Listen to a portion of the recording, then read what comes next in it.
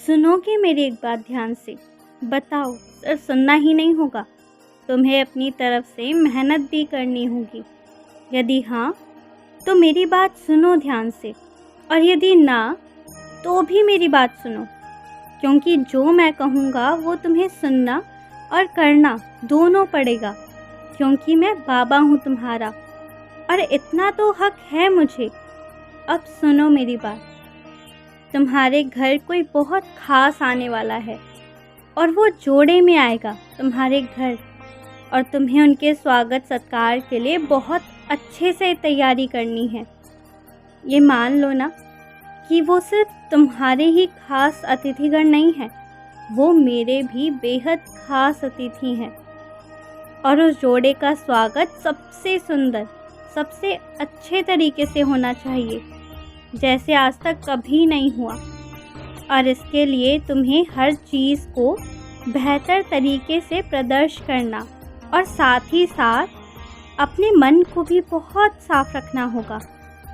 जो पहले हुआ, जो भी पहले के मन मुटाव भी हैं यदि, तो उसे अलग रखकर अच्छे से सब कुछ करना होगा, क्योंकि वो जोड़ा जो तुम्हारे घर आने वाला है वो प्रेम, कृपा, धन, समृद्धि सबका संचार करेगा, क्योंकि खुद नारायणी अपने नारायण के साथ तुम्हारे घर पर आएंगी।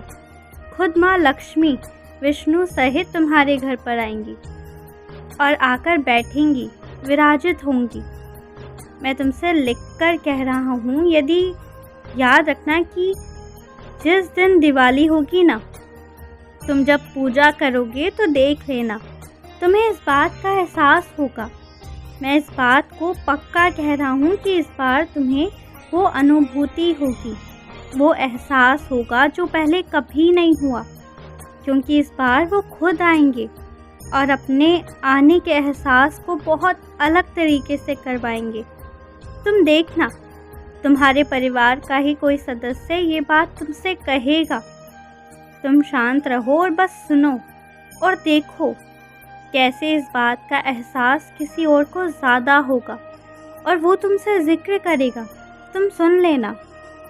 और याद रखना कि तुम्हें आज से हो सके तो विष्णु सहस्त्र नाम का पाठ करना या सिर्फ श्रवण करना, कोई भी एक चीज़ तुम्हें करनी ही है।